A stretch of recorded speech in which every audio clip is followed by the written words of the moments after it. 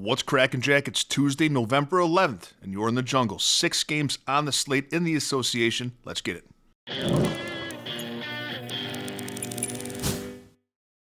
Greetings, everybody. Welcome back to the show. And if you're joining us for the first time, welcome to the jungle. I'm going to break down all 6 games in the association and give you my best bet for all of them.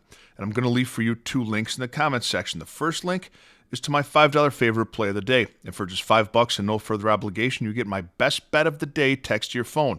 Yesterday's play was Con Knipple. It's funny every time. Of the Hornets, over 16.5 points. Congratulations to all who purchased and cashed with us. The second link is to become a Jungle member. And for as little as 55 cents a day as a member, you get my full betting card sent to your phone every single morning, along with access to our members-only Discord and a direct line to me if you'd like me to opine on any other bet that you're considering placing.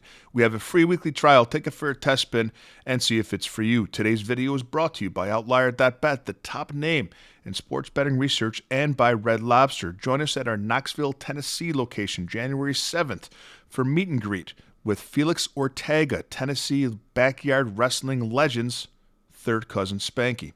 You couldn't get Felix, but you get to meet Spanky, and that's going to have to be just fine.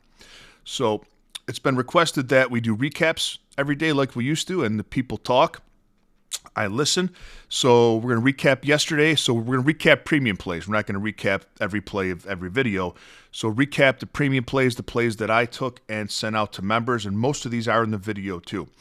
So we were 3-1. We hit on Denny Avia over 22.5 points. We hit on Con Knipple. It's funny every time. Over 16.5 points. We hit on Julius Randle over 35.5 PRA. We missed on Zachary Ricochet over 12.5 points. That was tough. He was on the foul line. 2 seconds left. He missed them both. So for November, we're hitting 71% of our NBA bets, my NBA premium plays. 26-11 is the record. We're up 11.1 units. Guys, it's a great time to be a Jungle member. Take it for a free weekly trial. You got nothing to lose. So our journey begins today in the Big Apple. Grizzlies at the Knicks. Memphis is plus 9.5. The over-under is 233.5. Take the Knicks minus the 9.5 here. New York is 6-3.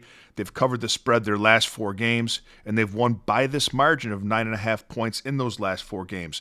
The Grizzlies are 20% against the spread this season, and they've lost by this margin of 9.5 points, and 50% of their losses. Knicks minus 9.5 is the play.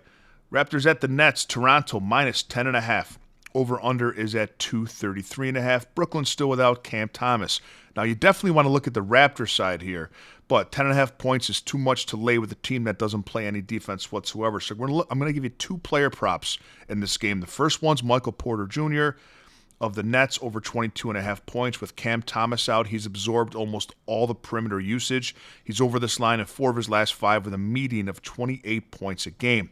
The second's on the Toronto side, and we're looking at Scotty Barnes over 18.5 points. He's over this line in just half his games this year, but he's second on the Raptors in usage with a usage percentage of 24.7. And if you're unfamiliar, usage just means that a possession ends with that player taking a shot. So Michael Porter Jr. over 22.5 points, and Scotty Barnes over 18.5.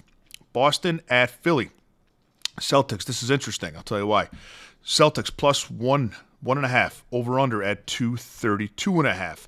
This is already the 3rd time they've played this season. That's why it's interesting. And both games were decided by just 1 point. Philly won the first game on the road in Boston by a point as a 5.5-point underdog. And Boston won the second game in Philly as a 1.5-point favorite. This game's in Philly, and the Sixers are favored for the first time of the 3 games. That's the side I want to be on, too. I like the Sixers on the money line. Most books have it priced around minus 112, minus 115. And let's not fool around. Let's not pussyfoot around with the spread here when the money line price is this good and these teams have played both their games to a margin of just 1 point. Now, the visiting team won both times. I don't think that trend continues. And in that game, that Boston won, Philly had an uncharacteristic 18 turnovers. That, my friend, is called an outlier game. Outlier performance. The over-under is set at 230.5. And a high-scoring game favors the Sixers. Take Philly on the money line. Also look at Kelly Oubre Jr. of the Sixers over 14.5 points.